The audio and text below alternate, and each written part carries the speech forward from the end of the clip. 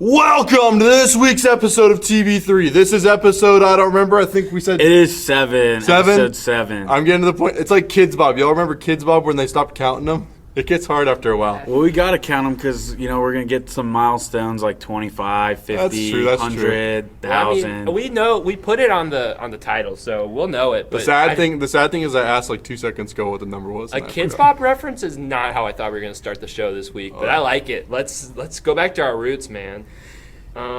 And maybe the Rays went back to their roots by losing this week. Maybe, huh? Kind of feels like it. No, we're not starting on a sad note. We're starting on a good note. Maybe a TB3 curse. Yeah, we went to the game. Started to lose. Yeah, we did. This is being recorded on Tuesday, so we're already a little bit into this week. We took a Labor Day break. Yeah. Everyone deserves their holidays. So we know we did go to the game on Labor Day. The Rays did lose. It was a pretty mid game, but you can't win them all. And I think we're all in the same mindset of we're happy that we went to the game where they lost to get all that losing out before the playoffs start when we're going to the games in October, baby. Yeah, we need to win those games, though. If I can't go to a playoff game and see them lose. I can't. Oh, I did it. There's a couple listeners out there that were with me. And I went to 2021 Game 2 ALDS Rays versus Red Sox, and let me tell you, it has scarred me for life. Like, it put me on like a live sporting event losing streak, and I wasn't able to shake it for like a year. But I'm past that now. It's 2023. Who cares? For my playoff experience, I went to the 2 wins in the Astros series in 2019, and it was awesome. So I have no complaints over here. Yeah, see, I'm a little different than you guys. I was at school for the Rays, their run these past couple years. So my only playoff experience is a ALDS loss to the Rangers when I was 10 years old. And I just can't live it down. It haunts me every night. I lose sleep because of it. But, yeah, so if I go to some games this postseason, I need to see a win. I need to erase that memory. We need the whole thing. We need the whole shebang. Like I want a boat thing in the bay or whatever. We're gonna do something on the pier. Like give me that World Series. I think we're all just itching to watch some Troptober. You know what I'm saying? Troptober approaches us. It's officially September. So we are going to get into our August recap, but last week was August and September, a little double week. So we're going to recap this week in Rays baseball. We've got plenty of stuff we're going to cover, plenty of football, but we're starting with baseball because that's what's going on right now. Take it away, Joel. All right, last week when life was good, the Rays won their I think this was their Tuesday game, 11-2. We'll go through this quick. Randy Rosarina got a 2-run home run. This was a home run fest. Paredes got a 3-run home run. Josh Lowe got a solo. And to just put the cherry on top, Jose Siri been a little cold lately. He got a double. The winning pitcher for this game was Chevali, right? Savali. I've not pinned that guy's name down yet, nor have I pinned down most of these Rays players. So that is our Tuesday game. That is a good taste to start out the week. We hit Sandy. We got shut down by him last time, and we were able to work deep counts and hit him, man. It was great. The Rays were a little salty after their loss at home to Marlins, and it looks like they took it to him pretty tough in the 2-game series. They pushed his ERA up to 4.23. He's had a good second half, bad first half. But this brings us to the second game of this Citrus Series and the final game of the 2023 Citrus Series. The Rays are looking to take 3 out of 4 against the Marlins this year and to continue the dominance they've had over the state of Florida. This one was a certified pitcher's duel. We had Zach Eflin for the Rays, Jesus Luzardo for the Marlins, and let me tell you what, they were going blow for blow. Zach Eflin, 6 in the 3rd innings pitched, 0 earned runs. Jesus Luzardo, 6 innings pitched, only 1 hit, 0 earned runs. And this game, the bullpens picked up right where they left off. There was a couple misses with runners in scoring position for both teams. But the bullpens were able to shut down each other in regulation baseball. Colin Poche, Sharon Armstrong, they finished the 7th, 8th, and 9th. And then we get to the 10th. Top of the 10th inning, Josh Lowe starts us off with a single, gets us on the board. And then Randy Rosarina with a drawn-in infield, gets it past the infield, makes it 3-0. Pete Fairbanks comes in for the bottom of the 10th, does not allow any runs. That is a little 2-game sweep in Miami, and we head over to Cleveland, baby. Oh, and we are going to go on a roll in Cleveland. We got Tyler Glasnow on the mound. Rays go up 2-0 by the second inning, and we're rolling, am I right? No. We don't score any more runs from this point. Just to give you the our guys who get the RBIs, we got Gabriel Ores hit an RBI single, and Cole Calhoun hit a sacrifice fly. Glasnow is the guy to take the loss in that one, which is a bummer. Because overall, I mean, if you're only giving up, I think he only might have given up the 1 run. Did he give up the 7? He gave up all 3. Okay, but so it was. to give up only 3 runs, like that is a bummer. Rays offense really drops it on that one, and we are starting out this series with a little bit of a lull. Yep. Unfortunately, Tyler Glasnow he just had a couple unlucky bloop hits in the 7th inning, and then they made him pay.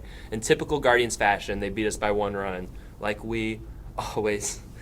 they always do. And speaking of 1-run losses, I'll bring you guys to Saturday, which was one of the most painful losses in a while, I have to say. Sorry, I was watching college football. Yeah, it was a little dual screen action. The Bulls lost, and it brought us right into a Rays loss. It was awesome. We all had great weekends, obviously. So, what happened? Yandy Diaz leads off with a home run. Good to see that. Then the Cleveland Guardians really tee off on Zach Littell a little bit. They go up 4-1 on a bunch of just dinks and dunks and hits and just typical Guardians stuff. But then the Rays respond with a Christian Bethancourt 3-run bomb. Makes it 4-4. And then in the very next inning, Jose Siri gets on the board with a solo home run to put us up to 5-4, and that lead would hold until the bottom of the 9th inning. And then this bottom of the 9th inning, Pete Fairbanks blows his first save in a little bit of a while. This one was very unfortunate. There was a leadoff single. Then we got the 2 outs. And then there was a fabled nubber off the bat that hit Fairbanks, deflected away, and unfortunately made it first and second with 2 outs, bringing up Stephen Kwan, who was able to just rifle a fastball into left field, tie up the game. Then we go to the 10th. Both teams are scoreless. By the way, Robert Stevenson threw 9 pitches, 9 strikes, 3 strikeouts. He did intentionally walk someone, so it's not technically an immaculate inning, but we're counting it. It's close enough for me. Yes. And then, top of the 11th, Brandon Lau, sacrifice fly. Rays are up 6-5. Then the Rays bring in a guy from the Angels. Our newcomer! Yeah, newcomer, new addition, Chris Davinsky. And he gives up a walk-off loss. This walk-off loss was Jose Tena single, and then Jose Siri, the shallow fly ball by Stephen Kwan, and Jose Siri intercepts that ball to go off our football vibe, intercepts that ball from Luke Raley, takes it and throws a huge sailor into the stands, no chance to gun him down, and the Rays lose in 11 innings, 7-6. That game is a sad reminder of why Jose Siri is not really starting much for us these days. Yeah, that one's going to be on the baseball follies. He's a little bit cold, a lot of it cold, and then he's kind of picking it back up, though. I mean, hopefully he does, because I need it. He's my number 1 guy to call. All right, so moving into Sunday's game, we're trying to avoid that sweep. But before I tell you about this game, I want to tell you a story. Once upon a time, the Rays had a catcher by the name of Francisco Mejia. We got him in a trade. The trade looked pretty bad, but it's okay because the Rays bring up this guy. His name's Rene Pinto. Rene Pinto in the 3rd inning hit a 2-run home run to give us that 2-0 lead. The Guardians get a run back in the 3rd, so we're at 2-1. Let me see what else we got. Not too much happens in this game overall. We take it 6-2. What happens in the 9th? No. Yeah, we got to get back. Yeah, let's go talk about what happened. Taylor in the Walls 9th. had a clutch hit in that game. The score was tied 2-2, and Taylor Walls hits a huge single to bring us up to 3-2 in the top of the 8th inning. My scrolly thing only takes me to the 5th. I'm like, I need more, guys. Rude. All right, here we go. Jonathan Aranda gets a single to get this game another run for us. Oh wait, this is just like this the. You want me to take over? Take this one at my side. All right, I got a bad site. What happened? So, like I said, Taylor Walls broke the tie in the top of the 8th. Robert Stevenson came in, nailed it down, bringing us to the 9th. And then the Rays were able to get some insurance runs. These insurance runs were Brandon Lau, Isaac Paredes, an error, Randy Rosarino RBI. Just a really weird inning, and it was good to see some luck fall in our hands. There was a couple errors in that inning. So, yeah, the Rays takes this one 6-2. They end up taking 2 from Miami, losing 2 out of 3 to Cleveland, giving us a 3-2 week. And this week in Rays baseball. Unfortunately, we lose some ground on the Orioles, but You know, I feel like it's just like whoever sweeps in the Orioles-Rays series coming up, that's who's going to have the division. Ideally, I would really like it to be 2 by that series so we can win 3 out of 4 and tie it at least. That would be kind of awesome, but Hopefully that series matters. Like I'm kind of getting scared that series is. I think it will matter regardless because there's still gonna be baseball after that series. So, yeah, I mean, so I think we should start off by kind of a celebration of the month of August. So in August, the Rays finished with a 17-8 record. That gives them their second highest winning percentage in any month in 2023. And after the horrible stuff that was the month of July, it was great to see the Rays return to their winning ways, which they've done in every month except for July. Yeah, it was really big to see them bounce back the way they did. I think we were all starting to lose a lot of hope in that brutal July month, especially when you go, well, the All-Star break's coming up. They'll probably bounce back after that, Teams go on a little bit of a losing skid before that. We even saw that with the 2008 Tampa Bay Rays when they went to the World Series. They lost 7 straight before the All-Star game. But, yeah, it did not get better from there. But to see them turn around, it gives you some encouragement for the last stretch of games here. September's a big month. We're in another month where we would love to see that record again, maybe even a couple more wins along the way. I will tip my cap to 2 guys specifically in August. Brandon Lau pretty much stayed consistent the whole month, and then Randy Rosarina found his way out of the home run derby route that he was in. So the offense definitely looked better in August. So please bring it into September, guys. Yeah, those are a couple wild card guys, and those guys swinging the bat well is a huge thing for us because we need that star power to continue this winning success, and we know we have it, so they just need to play up to their potential. Yeah, I like how you mentioned Brandon Lau there. We need to, so for all the fans listening, we will eventually get you the stats. How much better did Brandon Lau play after we called him out on our first ever episode? So we'll get that to you shortly. So there's a couple things to talk about this week. One thing I want to start with that I think is one of the biggest developments of this week was the return of Taj Bradley on Sunday against the Guardians. He's been in AAA for about a month, maybe a little bit more, maybe a little bit less. I don't know the exact date. But he's been down there. He's been working. And he came back up on Sunday, and he had a really nice quality start, I think we'd say, and it makes us feel good. Mm-hmm. Yeah, you like to see it. And again, I've said this, it's like beating a dead horse at this point. We asked a lot from him this season, especially with Springs and Rasmussen going down just about right away.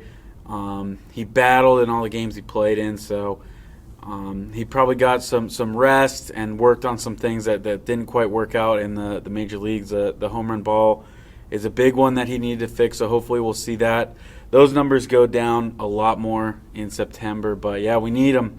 We need all the arms we can get, and first start back, pretty good. I'm excited to see more. For him to be the secret weapon in the postseason, which we all know he's going to be, this was very great to see. It was like, all right, that's the reason why we believe what we believe. And I think the reason why Taj Bradley came up to so much success, unfortunately, the only weaker part about his game yesterday was he walked 5 people. Obviously, with his stuff, you just want him to be in the zone. He has elite stuff. But another thing that we all noticed was Taj Bradley, when he came up, his top 2 pitches were fastball. We all know about that powerful fastball, and cutter. The changeup and curveball were kind of afterthoughts. And even when he came up, I was hearing from a lot of people, he's a 2-pitch pitcher. He's going to struggle because of those 2 pitches. And he struggled on one of his main pitches in his time in the big leagues, and that was the cutter. The cutter, I don't have the exact stats. I should have got it. But the cutter was getting mashed off. It was by far his the highest batting average of any pitch he had was the cutter. I know that for sure. And so him throwing that cutter was something that teams were looking for. They were pouncing on, and it was a huge problem. That was one of the biggest reasons why he couldn't stay up. And yesterday, when we look at the pitches he was throwing, he was still throwing a bunch of fastballs, which is his best pitch. He should throw it. But he had almost half the percentages of pitches he threw that were cutters, and he doubled He's put those pitches into change-ups mostly and curveballs also. So he's kind of changing his pitch mix and what he goes to in front of our eyes, and it's impressive to see them do that in a month in AAA. And that's big too, and that's something that we'll have to see as the season winds down compared to lowering that cutter percentage from this game moving forward compared to the start of the season. Yeah, I mean, that was kind of like his biggest problem in my eyes was he would pitch pretty well, but it would be early bomb in a couple games in the first or second inning, and he'd lock down after that. But the Rays struggled to help him with some run support and some of that. But if you take away those home run balls, I mean, a lot of those games have crazy different outcomes. But it was just early in the game, starting down right away and having to battle back. That was tough on him. So like to see that. Like to see how the stats look at the end of the year. I'm glad that he's having a little bit of taste of September before he really comes up and helps the team in October. I'm assuming he's going to make the postseason roster, and I think he will be a big key to our success. Yeah, and kind of to piggyback what Will was saying, he would pitch so good, and just that cutter being such a weak pitch for him kind of made it so that any mistake was magnified. Like, he was giving up home runs. I can remember in the Braves game, he looked dominant through the first 3 innings, and then there's one hit by Ronald Acuna, and then it unravels for him. He throws a cutter. Sean Murphy takes it deep. It's 4-0 all of a sudden, and that was when we couldn't score. So we knew the game was over at that point. So it's a thing that it was like his struggles were magnified because that pitch was such a weak thing for him, and if he can make it more of like an afterthought, like secret weapon pitch, and because his changeup yesterday and the curveball looked really good, especially the changeup. Brian Anderson was noting how much depth and movement it was getting compared to back when he was up in the roster earlier. So I think seeing that, especially with the recent struggles of Zach Littell, it's good to see that from him. And I think maybe we can run this by each other, but I think maybe our playoff strategy, we know our top 3 starters. I think maybe another thing that they could do is kind of have a fourth day, but a fourth day where they use Littell and Bradley both, and they kind of piggyback them and have them both go one time through the order, and like maybe a 2 to 3 for each of those guys, and then that's how they get to the bullpen on a fourth day for the playoffs. I would like that. He was kind of my, unfortunately, he's my kind of bad Ray of the week. I was doing some advanced stats here just to bring it up real quick, but his first 4 games that the Rays stretched him out into a starting role, 22.2 innings pitched, 21 hits, 7 earned runs, 1 walk, 15 strikeouts with a 2.82 earned run average and a .99 whip. So those are pretty phenomenal stats in his first 4 games stretched out. But now we're looking at the last 3 games, 16 innings pitched, 20 hits, 12 earned runs, 2 walks, 11 strikeouts, a 6.75 ERA, and a 1.3 whip. So I think we talked about it maybe last week if we were kind of getting concerned. And I'd say now, yeah, I'm starting to get a little concerned, starting to see the numbers go down. You're starting to see the hits and earned runs go up. So, yeah, I agree with that. I think we still need a bulk guy. I would like to see maybe if we did start Taj kind of as like an opener type thing, and then have Littell be more of a bulk guy. I could see that working out for them as well. So they've stretched him out so they know he can do it. I'm open for whatever. It's kind of one of those things where this is what we have to do at this point. So whatever is able to keep your bullpen more well-rested, we have to do it. And if it's been looking ugly, but you just kind of have to do it. You have to kind of lose that one game maybe to save another game. Which stinks, but that's where we're at right now. Yeah, and I think one of the difference between this game as opposed to the games last week where he struggled, because I think he ended up only giving this, like he gave up 4 in all those games, but this last game against the Guardians looked totally different, and it was because he just really wasn't getting any swing and miss. I think at one point in the game, I know they said like he had only gotten 4 swings and misses the entire game, and it was like the 3rd or 4th inning. And I think he just didn't have a good feel for those off-speed pitches, and he was kind of battling. And I can commend him for battling and getting through the innings he did. And I'm hoping hoping to see a start coming up soon, this next one or the one after that, where he looks sharp, because we've seen it before, and I still think he's a really good pitcher, and he can still give us quality innings coming down the stretch. Yeah, no doubt. I'd still give him some time. We have some more time to work with in the season, but yeah, it's a little concerning. And again, I'd rather go 5 starters in the playoffs. Personally, I don't like the bullpen day, but if worse comes to worse, I guess I'd be okay with that. Yeah, we've seen the Rays get creative in the playoffs before. Like, I mean, we had like Drew Rasmussen pitching in like the 9th, 10th, and 11th in that game last year with the long one. So the Rays, I mean, and I remember in 2019, Blake Snell closed out a game for us. So I think we know the Rays are going to get creative. It's just a matter of seeing like how they get creative and what they're going to do with each pitcher. And it's honestly exciting. Like I love when you just see pitchers in random spots that they not normally in. I think it's so fun. Yeah, to get past these guys, I think we should, real quick, go back over the week, because it was still a winning week. It felt bad because those 2 games in Cleveland were absolute duds. But just to give you guys some input on who was hot this last week, I got to start off with Joel's fabled story of Rene Pinto, who was 5 for 8, 2 doubles, home run. I'm going to say the OPS, guys. It's something crazy. It is a 1.875 OPS. That is stuff you just don't see. And he obviously limited at bats, kind of skewed numbers, but still seeing that type of OPS is awesome. And he's a younger guy, so like he might grow into this. No, he kind of seems like he's flourishing. I'm going to break the fourth wall, but it's Tuesday, and we saw him hit a home run again today for the Red Sox game. But yeah, he's flourishing. Randy Rosarina had another nice week. He had a home run. His on-base percentage continues to be stellar. It was a 417, and they ended up with an 891 OPS. Jonathan Aranda had a 500 on-base percentage last week. I like it. He seems to be getting a little bit more comfortable up there with more at-bats.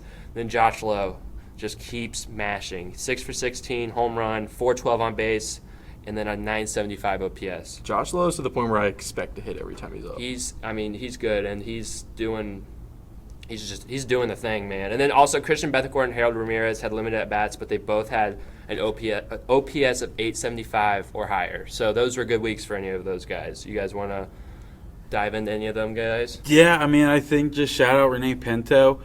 You wanted the job, you want to stay up in the bigs, and you've been proving it. And it sucks to see Francisco Mejia. He did re-sign with the Rays, and he's in AAA, but it's a show-me type league, and Pinto's been showing why he deserves to have a spot up there. And as long as he continues to produce like this, I'm happy with him staying up there. His defense is improving too. He's made some blocks that he was not making earlier on in this season. Yeah, you think too. It's basically almost a whole new pitching staff for him. He didn't get to work with Glasnow at all last year. Savale's new, Eflin's new, and he didn't start on the major league roster, so he definitely needs some time to get used to how these pitchers throw and what to look for. So he's definitely turning it around, and I think he'll get better as this season goes on, and hopefully into next year he'll be our solid catcher. Yeah. All these younger guys are starting to show right now, and it makes me excited for next year, just like knowing that they'll get that spring training to kind of get even fresher and even more crisp.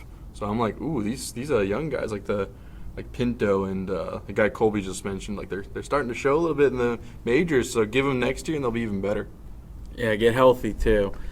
One big thing to note: Jason Adam, one of our strongest relievers, went down to the IL with an oblique strain. And worst part is it was right as he was hitting his peak of the year. Yeah, he was getting a lot better, getting some better starts, or I guess appearances, but hopefully just giving him some rest for the postseason. But we'll keep an eye on that. So. Yeah, I think it's one of those things. We really hope it's more of a cautionary innings limit injury as opposed to he's actually hurt. And we just hopefully, man, it would be awesome to see him back by Baltimore. But as long as he's back for October, then that'll suffice for me. I think another thing, we got to keep talking about Randy. I think the on base has been in the 400s like the past month. So it's something like even is a silly thing, but he's been like stepping out of the box completely on like even counts. And it's like some of those things where it's like, oh, Randy's showing him up. But I really do think it's something that's actually helping his approach, and it's something that's it's forcing him to take and not chase pitches or get early outs, and it's working for him. The on base is better than ever. Yeah, he can't get greedy. I think I've said this as well. When he has quality at bats, he's staying patient at the plate. He just turns into a different player. So, got to keep it up. Again, he's really the star of our team.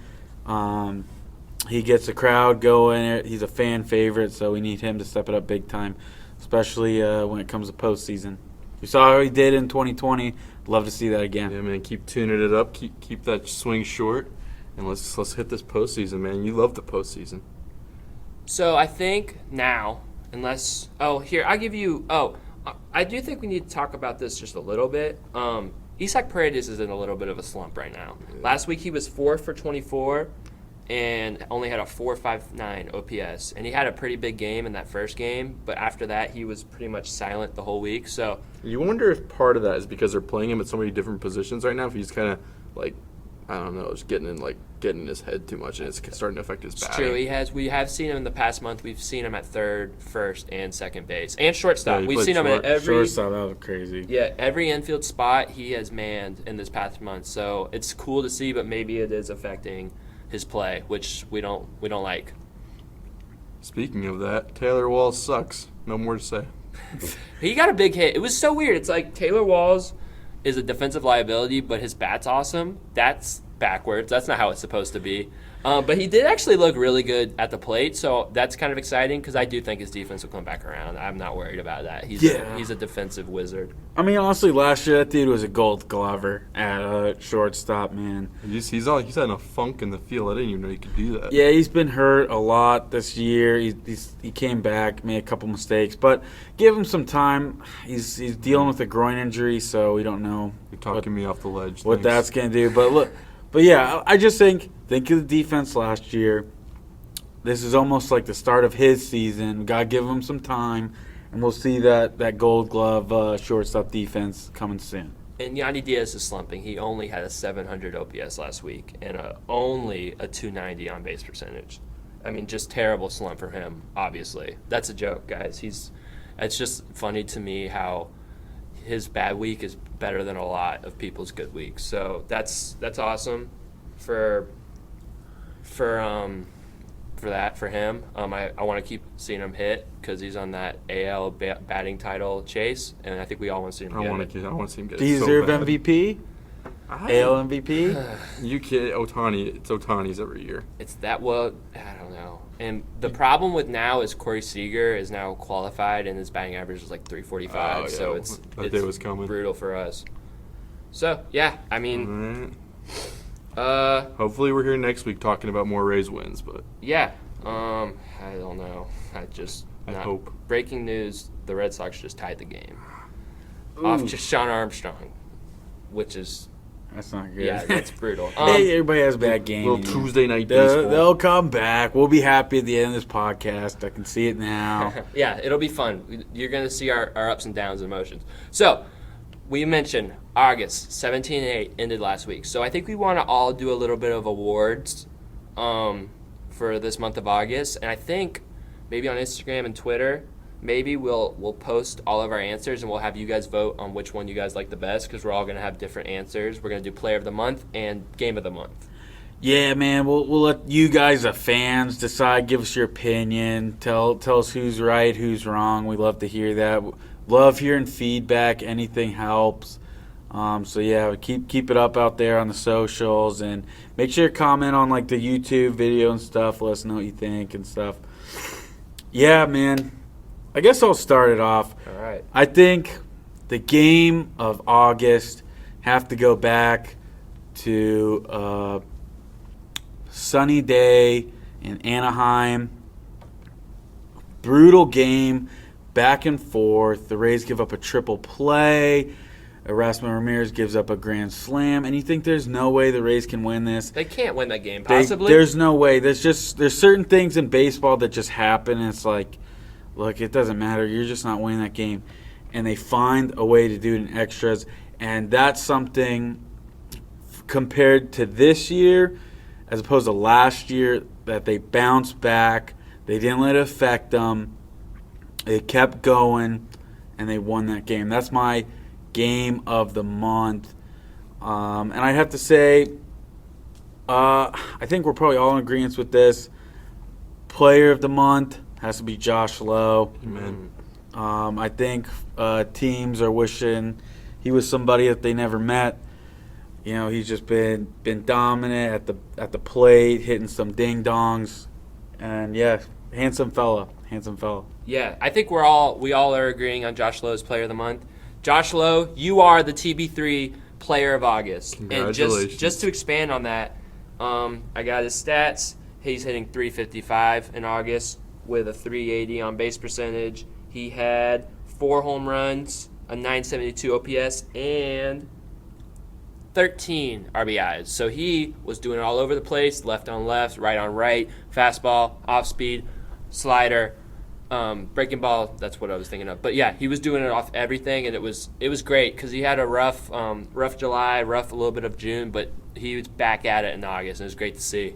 Yeah, it seemed like, too, whenever they needed a big hit, he was always there, especially when he was put further back in the lineup. He would get on base, and he'd give Yandy, Brandon Lau, Randy a chance to drive him in, so you love to see that. And then on the base pass, too, getting lost stolen bases, I don't know the exact number, but yeah. He's also only gotten thrown out twice all season. I think he's like 26 of 28, 27 of 29, something like that. So he's not only steals a lot of bases, but he's an efficient base stealer. Mm-hmm. Joel, what do you got? All right, I'm going with the Thursday Rockies game.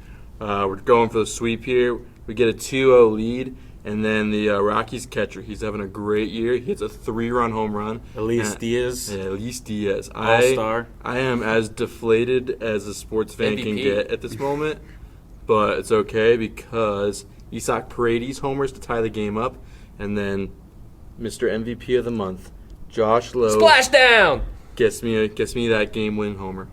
And it was a splashdown, even if it didn't hit the water. Stupid net. But it was awesome. That net is a bummer. That was a bomb. Absolute bomb. I loved that game. That game was a very good highlight for me for this season. Yeah. And like we talked about it a couple weeks ago, but the meaning of getting the first sweep since June, it was big for our team just to get back to that domination and winning ways that we had early in the season. We'll like it a little easier, though. That year's a little too close for comfort, but yeah, good sweep by the Rays against the struggling Rockies. Yeah. You know, my game of the month is one game that is different from both of your guys' game. And the difference is we were at this game. We were in the Trop for the August 12th Saturday game where the Rays came back from 2 runs down in the 9th to walk off Emmanuel Clase with a Randy Arozarena gapper. And I mean, this game was trash from the start, honestly. It was a bullpen day. The bullpen was not bullpenning. They were doing pretty bad. Well, I guess, I don't know. Erasmo had a rough game. Someone else, Kevin Kelly. Common theme in these games, Yeah. Erasmo had a Right, Erasmo- I still love you, Erasmo. Erasmo just he inspires us to be the best offense we can be. But yeah, we were down multiple times. We tied it up with a Luke Raley home run, but we were down by 3 at one point. We cut it to 2 for the 9th inning, and then one of the most elite closers in baseball, Emmanuel Clase, comes in, and I'm like, I don't know, man. I really want to get a win while I'm here, but I just don't think it's going to happen. But then Josh Lowe leads off the 9th with a single. Yandy Diaz hits a ball off the top of the wall, almost tying the game with a home run. But we're like, I think that was the moment, and it didn't happen. I don't know if we're going to be able to do this. But then Brandon Lau with 2 outs hits a squibber to the left side, beats it out. Yandy scores 5-5, and then Randy, after Brandon Lau stolen base, 2 strikes, after he has just tossed the bat like he does, hits that 102-mile-per-hour cutter off the plate into the gap. It drops. The crowd's going crazy. It was loud. It was awesome. And the Rays win. And that was my game of the month. There's something about Faith Day, man. Mm-hmm. That's 2 years in a row. Came down to the bottom of the 9th, and the Rays walk it off in both of those games. Man, We're going for 3 in a row next year, so mark your calendar. Yep. Christian or not, go to that game, Yeah. and you're going to see a walk-off. Yep, that is. And you can get a free hat. That's true. Yeah, and you get to hear the players talk about their faith. It's awesome. So, yeah, that was a great game. So that's your 3 choices. Guardians, walk-off Randy. Josh Lowe, big home run, bottom of the 8th against the Rockies. And the Friday night Angels game, 10 innings, thriller after all teams lost. So that's your 3 options. Josh Lowe is player of the month. Yeah, it should be Josh Lowe or Josh Lowe. It's up to you guys. Yeah, we'll do that. I got to shout it. I have to say something. Colin Poche had a great week, and he's been great. Just don't forget that, guys. Colin Poche is a really good reliever, and we hate him in the past, but this year he's been awesome, and he deserves some love. Yeah, there's a lot of Rays who I was hard on. I've kind of walked it back. Colin Poche is really easy to hate. Colin Poche, man, I'm still not over your performance from last year in too many games. So for me to forgive you or for me to apologize for being so tough on you, I need to see a lockdown postseason inning where you strike out the side. Come on, man. Love keeps no record of wrong. I'm setting the challenge high for this. I'll apologize live on air, but until you do that, I'm gonna be tough on you. Yeah. Also, Bob Stevenson's gross. That's all I have to say. Yeah, he'd be an honorable mention too for Ray. Dude, it was between him and Josh Lowe for me, but I think Josh Lowe, the hitting is just, fortunately, well, he gets to play more than Bob Stevenson. Mm-hmm. He gets more opportunities, and he was mashing. So he's just handsome too. He's a good-looking guy. He really is. He's a good-looking guy. All right. That'll wrap up our Rays, I think. Yeah, another good Rays segment. Make sure to root for them.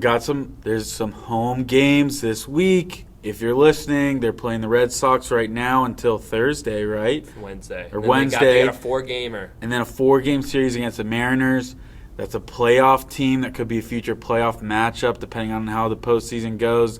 So, yeah, get out to the Trop. Celebrate, cheer, root for your Rays. We need all the support we can get. Buy some cowbells. But I was a little distracted this week. I don't know about you guys. There was college football on yet again. Week 0 was last week. It was a little bit of a tune-up. Not really that many great games, but this week, oh man. So much action starting Thursday night, going all the way to Monday night. 5 straight days. How could you not love it? It was awesome. It's awesome. Every year, the first week's awesome, man. It just feels so good to be back, man. We love some college football, man. I love it. Yeah, this is like by far the best time of the year. There's nothing better. Just doing nothing on a Saturday. Shout out YouTube TV, by the way. This is not commercial. YouTube TV. They have live sports. You can watch like 4 games at once. And so I did. I had the TV up in the living room, the big TV, put another one in there, added 4 games. So that I was watching like 8 games at once. I was getting it all in. Couldn't stop myself from watching. I guess we do have to start off with some sad news. Your USF Bulls did lose to the Western Kentucky Hilltoppers, Big Red. But it's not a sad loss. One of the best losses I've ever enjoyed. It's not a sad loss. Look, this team is very young. They got a new head coach. But look, Chef Golish, man, what I saw in the first half from the offense, I was loving it. Some new play designs. We didn't see Gary Bohannon. Some guts, too.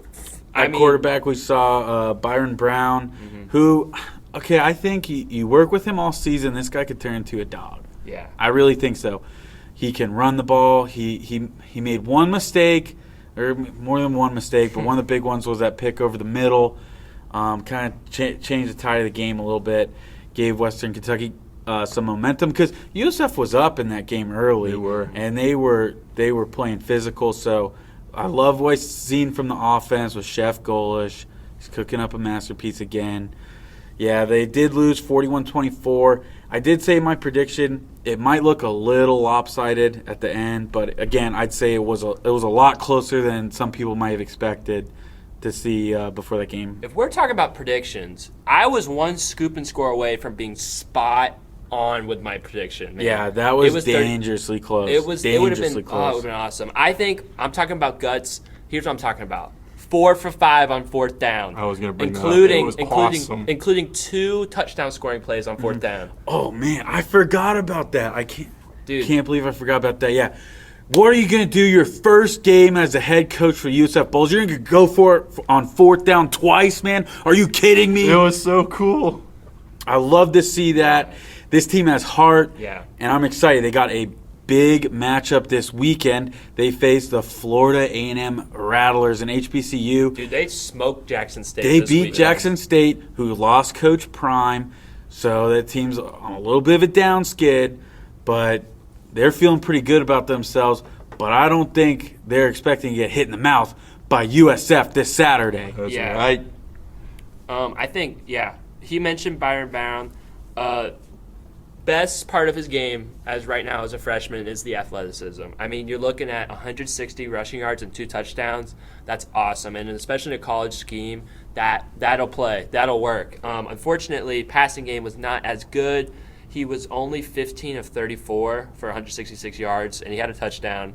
The touchdown was a huge play, so that's like almost half his passing yards was on one play. Yeah, it was. And then he also had 2 interceptions. That was a really good throw, though. They were brutal interceptions. I can't even lie. Like they were heart-wrenching, but that's what you're gonna get with a young quarterback. You got to play the ups and downs of a young quarterback, and that's what we're gonna see, I think, all season with USF. That's life as a USF Bulls fan. But I want to remind you, those who are sad out there listening, they were tied in the 3rd quarter. No, it was. I mean, I was blown away. It was a really that. good game, and they came out, dude. I was impressed. Okay, we're talking about the offense. We got to give some love to the defense. I know they gave up 41. One was a defensive touchdown. There was multiple turnovers, but the defense was low key flying around there. And the most impressive group for me was the secondary. I mean, they were playing a lot of straight up man to man, get your guy, stay on him matchup, and they had numerous times where they are just locked up in man to man coverage. It was pretty impressive to see.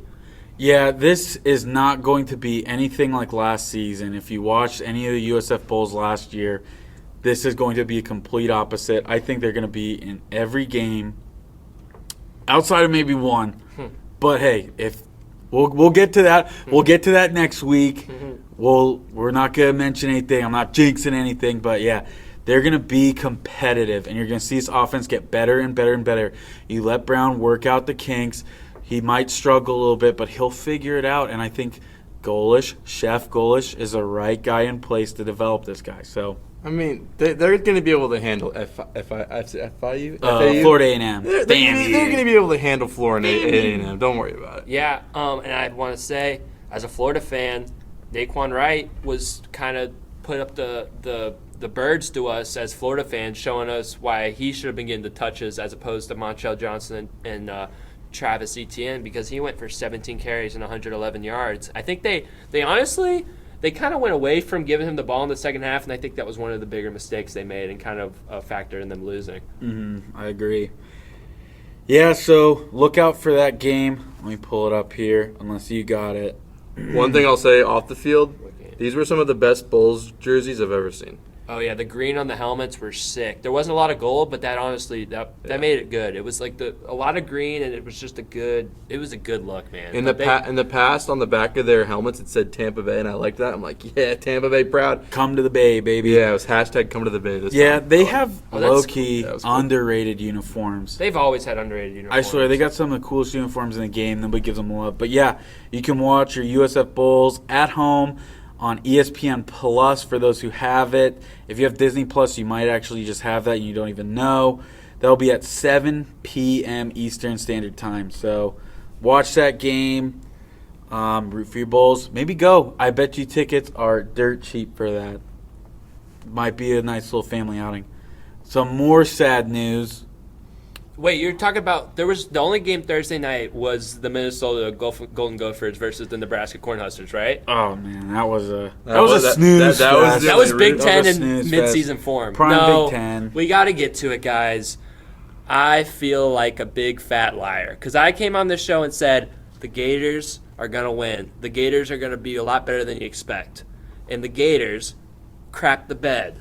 I'll take some of it too. I said they'd win. They did not look good. And the problem for them was all self-inflicted wounds. Like, how are we going to come here and put 2 number 3s on the punt team and then let them score off that? I don't know how that's like unthinkable. That like is you can't write that up. That's something that like not a high school team would do. Like that was, oh my gosh, that was like I was getting the same feelings I was getting when the Marco Wilson threw the shoe, man. That was horrible. I mean, that just might be vintage Gators, man. You got the shoe throw, you got the Gators blocking each other. It's brutal because that shoe throw was one of the most heartbreaking college football games of my life. It was so bad. I've never I had a fire of rage at one person, and it's brutal. If we did one of those segments where it's like saddest college football moment, that was it. It was bad. Also, speaking of terrible, let's talk about the Gators' offensive line. I mean, just brutal performance. The Gators ran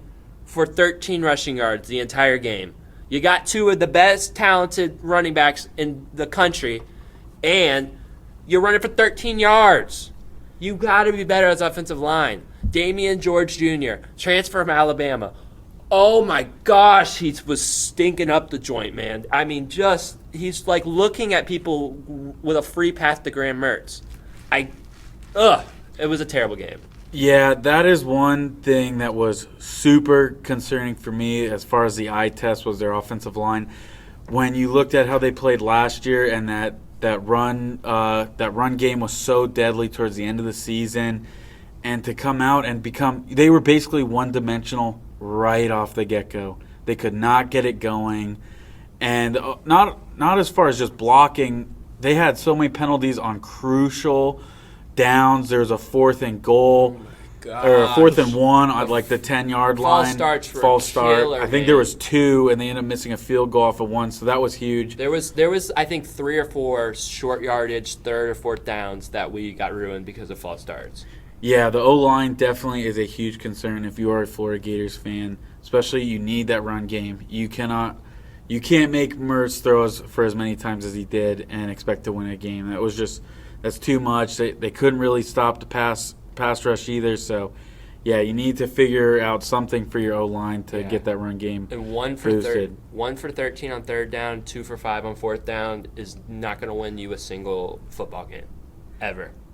Mm-hmm. They went down early, and that kind of just set the tone. It was like they set the tone early. They had those turnovers, at least one of them early, and it was just like, all right, we lost this game. And what stinks is the defense actually looked good. I would say one of the better defensive showings we've seen in a little while for the Gators. They had one big play at the first play of the game. It was a busted coverage. They gave up a touchdown on a short field, not their fault. They gave up the touchdown after that penalty. It was a big play, not their fault. But other than that, I mean, they looked good to me, especially the secondary. Jason Marshall, Jalen Kimber looked good. The defensive line was doing a good job. Utah didn't really have a lot of running game. Even they had to bring in a second quarterback so they could kind of open up the running game, running quarterback. He was fast as lightning. Yeah, he was. He was running. Let me tell you what, guys.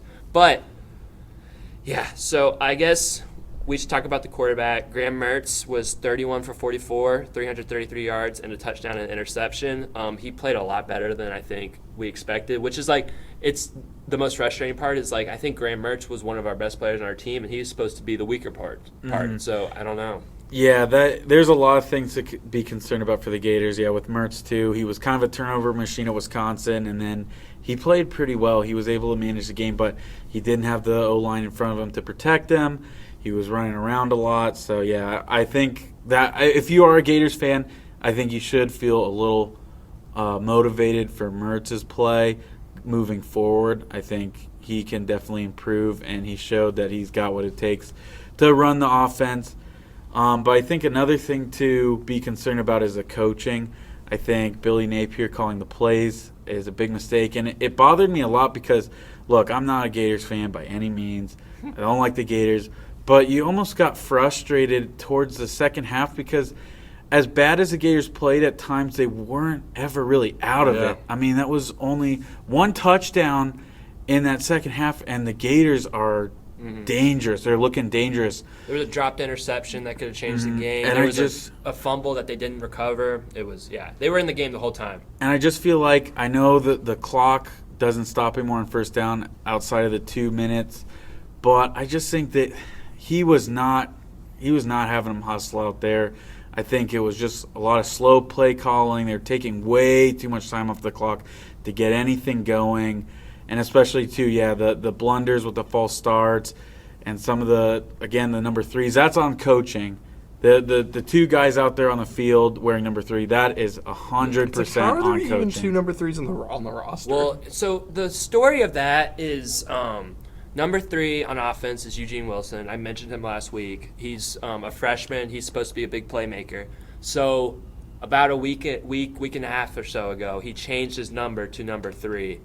So I'm guessing that's what happened. Is they thought he was 33 still, but he's 3 now, but it's still like that's something you got to work out in the walkthrough before the game. It's unacceptable. And to piggyback up the coaching, Billy Napier, I don't think this is his make or break year as a head coach, but this is a make or break year for him as a play caller.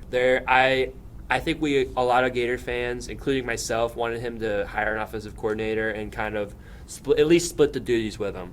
At least, maybe he can work on the game plan heavily, but you just don't be calling the plays during the game. And it was another rough play calling game. I like some of the things he's going for, some of the misdirection they started the game off with, but it was rough, to say the least. Something that concerned me in the game was the 31-yard field goal they missed in the second quarter. Oh my gosh! I was like, wait, how? How did they miss that? Yeah, it's like we have like a short range and long range kicker, and the short range kicker is missing the short range field goal. It was almost like he wasn't focused before kicking it. I was looking away. I was like, oh, we're gonna make this field goal, and it's just like you look back and it's like they're already kicking it and they're already missing it. It was like I don't know what we're doing. I think they were still flustered from the false start. It was like clockwork. One mistake led to another, and it was just kind of inevitable that he was gonna miss that. Yeah, I think speaking to Gators fans from a non-biased perspective, you have to be patient with Billy Napier. I still think the Gators fired Mullins a little too early, and I think now you got to give this guy some time, let him get some recruiting classes in. Apparently they have a pretty good class coming in next year, and if he's not fixing the mistakes that he's made at the start of this game, so you can put a pin on this game, and you can look back from week 1 to week 12. If he doesn't fix some of the stuff you saw, then there could be a conversation, okay, maybe we need to let him go. But if you're expecting a 10-win season, or going to go 11-1, you have to be realistic that this is going to take some time. And you look at some of the programs like FSU, they gave Mike Norvell some time. He went 3-6 his first year, and the year after that he went 5-7. They had zero expectations for last year, and they ended up going 10-3. So if you're the Gators, you go, okay, you guys went 6-6 last year, didn't have a great bowl game, but now, okay, that you might not win 10 games, you might not win 9, but you should look to see, is he improving, and let those recruiting classes come in and see what he can do. I think you almost need to give college football coaches 4 to 5 years. With NFL, it's sometimes it's 2 and they'll pull it, but with college, you got to go a little while. At least 3. You need at least 3 to give them a fair shot, and then that 4th year has to be kind of your make or break year. And I think, unfortunately, I know we don't want to do this, but as Florida fans, we can look at Florida State as kind of a blueprint for how we can start building around. Because with Dan Mullen and Jim McElwain in our past 2 regimes, we've actually had the immediate success. I think both of them started off with 8 to 10 win seasons. Mullen definitely started off with a 10 win season, and it's great to see. But then you see these guys kind of peter out and reach their peak way too early at 10 wins and not as national championship contenders because they didn't take the time to build up the recruits and build up the culture. So that's what we hope to see from Billy Napier. So I'm with Will. You got to give him time, but this was not a good start, and it was a disappointing game. I won't say I was watching a little bit of this game at Buffalo Wild Wings, and there was a lot of sad Florida fans, so I missed bits of it. And so I was watching one of the recaps on YouTube, and they had a lot of good highlights in the second half. So they're like watching it and like maybe not knowing the score. I thought like, hey, maybe there's a chance they come back. Like I knew the score, so I wasn't thinking that. But the second half looked kind of good. Like I'm like, let's see what we can do next time. Yeah, well, that's a frustrating thing, I think, for all Gators fans is there were so many times that game that Utah just kind of messed around and kind of wasted a lot of opportunities, and the Gators were driving the ball in so many drives. They had the momentum, and they would just make sloppy errors. So I think that's the most frustrating part. You lose this game, but you can also see how close we were to winning it. It was 3 or 4 plays. Yeah, I mean, it's clean truly it the up and difference. we'll be all right. Yeah, I mean, 3 or 4 plays is truly the difference, and this is like their first serious game they've done. Like, there's not really a preseason in college football, right? there isn't. Mm-hmm. So like yeah, it's basically like week 1. There's all right, we clean definitely it up. a lot of sentiment of absolute season's over. It's going to be all terrible. There's never 3 or 4 wins, and I would chill out on that. It was a tough one. Obviously, without Rising, you would have loved to win that game, but it is still a season opener against a top 15 team on the road in a hostile environment, and Mr. Umalawale made it even more hostile by posting the lost stadium on his Instagram. Yeah, you can't do that. You can't jinx yourself before you even get out there. Speaking of jinxing, I think it's time we move on. Brian Kelly, head coach of the Louisiana State Tigers, was saying earlier this week that they were going to beat the heck out of Florida State. And let me tell you, it was the exact opposite. This game might have been the most anticipated matchup to start the 2023 Game of the week, for college sure. football season. Game of the week. And the only top 10 matchup we've seen, and it was electric. The stadium was packed. This was in Camping World Stadium in Orlando. And let me tell you, as a Florida State fan, I was feeling confident based off of last year, but there's still just, you never know. Your team could always come out and lay an egg. And that's what it looked like in the first half. LSU starts off the game with a huge completion, wide open running back out of the backfield for 66 yards, I want to say. But FSU gets a goal line stand and marches down the field and scores. Keon Coleman leading the way with a huge reception. And then it was mostly LSU to end the first half. They go up 17-14 going in, and FSU struggled. Jordan Travis threw a pick. He almost threw, I think this was the turning point of the game, backed up in their own goal line. Jordan Travis under pressure and just lofts it up. LSU defender drops it, and I think if he throws that pick, might have seen a little bit of a different outcome. But there's always the second half, and there's always a chance to make adjustments. Which coach was going to make adjustments? And it was definitely Mike Norvell and the Florida State Seminoles. They went on a tear. Keon Coleman, 2 touchdowns in the second half to add to his 3. Jaheim Bell with a touchdown. Jordan Travis, Spider-Man-like reflexes on the read option. He runs it in. FSU runs away with this and win 45-24. A statement win for this program. And, man, I was having some high hopes this year, and I'm through the roof right now. As you can tell, I think this is the year, as it's looking so far after week 1, college football is crazy. Every week is a playoff, but you look at this week, we'll get into some of the big games, but Florida State has a real chance to run the table, go 12-0, and secure a spot in the playoffs. Will's on cloud 9, and Dude, I can't blame him. Yeah, I'm right behind you. To go, we're 31-0 for that stretch. Like, that was some awesome college football. Yeah, and I'll tell you where this game was won from FSU, and that was in 2 fourth-down stops in the first half in the red zone. I mean, they were stands. It was interior line. The linebackers in secondary was flying to the ball. Jalen Daniels made a terrible read on that second one. He should have handed it to the running back. And Brian Kelly was mad. But it doesn't matter. They stood. Their defense, I think their defense was probably the most impressive part about this game for me. LSU has a very prolific offense. Jalen Daniels a good quarterback. The tight end Mason Taylor is a dog. They got good running back play, good receivers, but holding them to 17 points especially with those big stops, is something that that's really impressive. Secondary looked pretty good. Defensive line looked great, I have to say, and that's it. The defense was the most surprising and impressive part about this game for me as a FSU hater. I was kind of surprised that LSU was so open to going for it on fourth so many times. You'd think the first time they get stopped, they'd be like, okay, maybe we shouldn't do this, but they go for it multiple times, and they're trying to be bold. They're trying to be we're the big dogs here, we're the big Tigers, and FSU's like, no, you ain't. Yeah, that was the big thing too. I think that's a coaching blunder by Brian Kelly. Look, this is a huge game.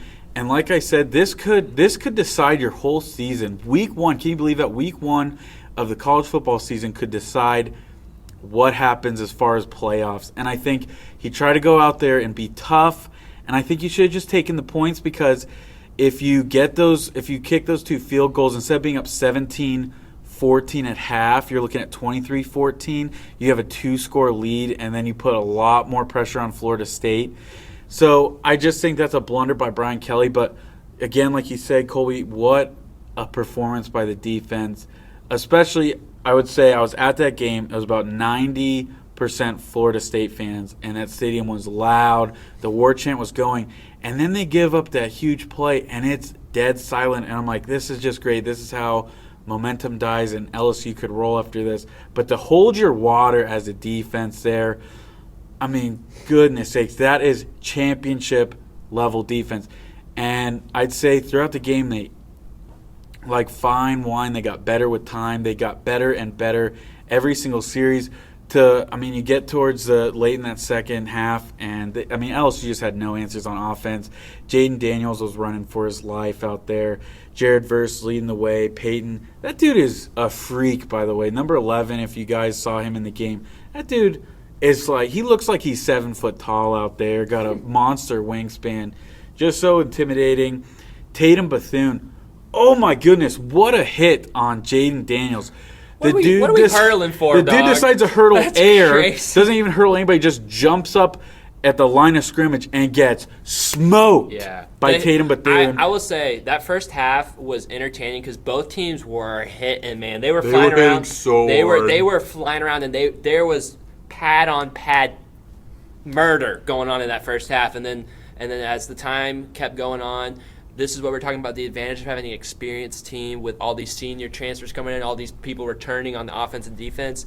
As the game goes on, you just hold your water, you don't get rattled, and you just outplay and outman them in the second half and just outclass them, absolutely outcoached, outplayed, all of it. I think it was on the first FSU touchdown drive, but the guy gets stopped on the goal line, and it looks like he gets grabbed by the head and just flipped. I had screamed when that happened. I was like, what? I know, that's one thing too. When you're a coach, and I played college football, so I can attest to this. Coaches want to see one thing on defense, and that's 11 hats to the ball. And I think that's what Florida State did very well, as they were flying around. They were playing to a whistle. Got them in trouble a couple times, but when you see all 11 hats running to the ball. Playing after the whistle occasionally. It was a little I got really upset. I was really upset. First off, okay, I'm going to go on a little rant and a little story time.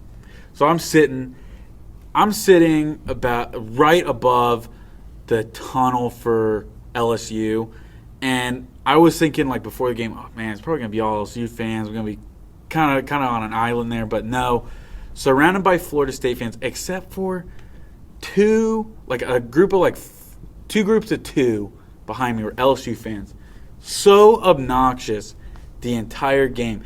And the first half, it was not looking good, and I was like, you know what, please God, let me be patient, because I'm getting so mad. I was like, just stay calm.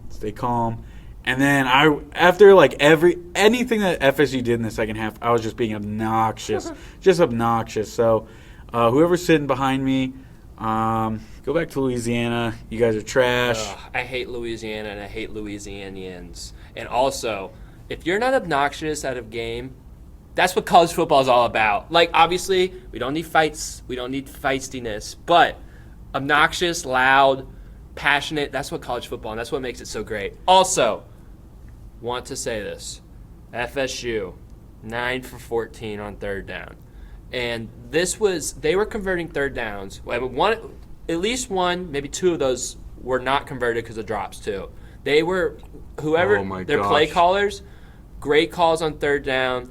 They were short, long, didn't matter. They were converting third downs. The drive that they got to 14, they converted in the first half. They converted a couple huge third downs, and that's a game changer. That's a momentum grabber back from LSU, and that's kind of what made it pretty equal at halftime, which made it able for them to just step up and take advantage of the miscues. Dude, there was like somebody there handing out butterfingers to these guys. Like both sides. There was so many drop balls. There was at one point a ball thrown to an FSU guy, to LSU guy, and it would have been a first down. He had a room to run, and I was upset, and he didn't even catch it. Yeah, like there were. It would have been a touchdown. Yeah, that's one thing that concerns me a little bit about Florida State is they go man a lot, and they got the players to do it, but sometimes they just get a little caught up as far as action across the middle, and they let the safeties tend to shift a little too much, and it leaves wide open space in the middle. But yeah, that was big. Johnny Wilson too had a couple drops, but this dude is gonna go first round most likely next year. Keon Coleman is a freak, bro. Keon Coleman, man, they were talking about him a lot. This dude is big too, 6'4", wide receiver. He's a basketball player. He played Division I basketball at Michigan State. He is a dog, and he showed. I mean, if you have, this is why what makes him so dangerous is you got Lawrence Toafili and Trey Benson at your running back, and they were both equally dangerous.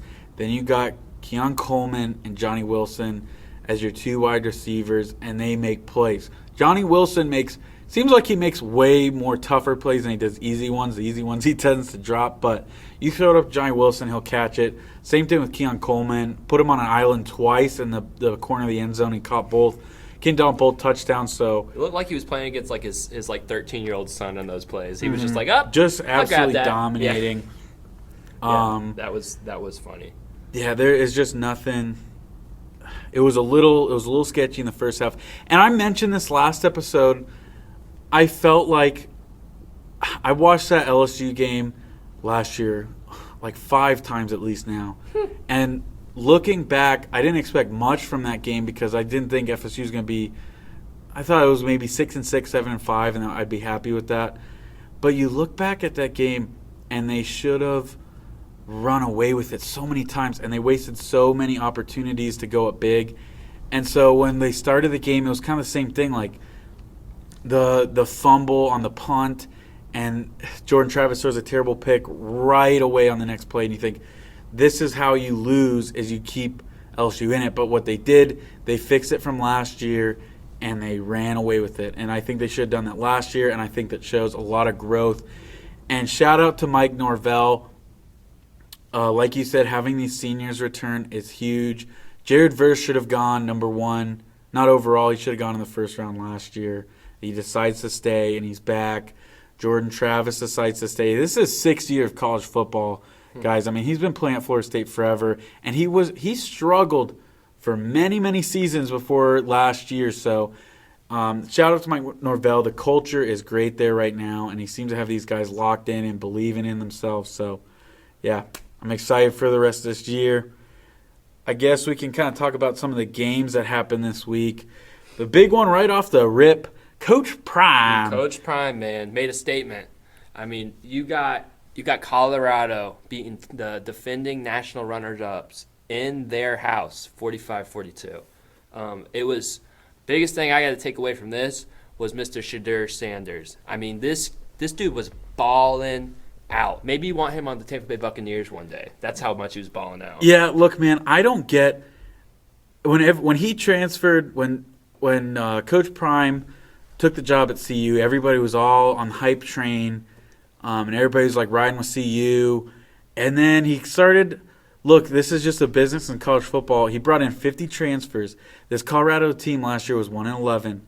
A lot of those guys were not going to make this team, and that's just a sad reality. There's always somebody better, and this business is about winning. So, and I think a lot of people got unhappy with that. He cut some legacy guys where their dads and granddads had played for CU in the past. But look, he has to win, and he needs to have the right guys to do it. So then it kind of turned into everybody's hating on him. I think they only have one starter from last year.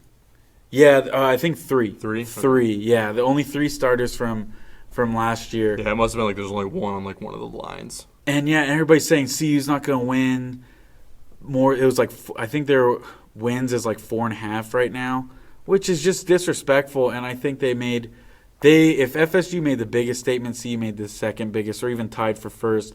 This team is going to be dangerous. Their defense is locked down.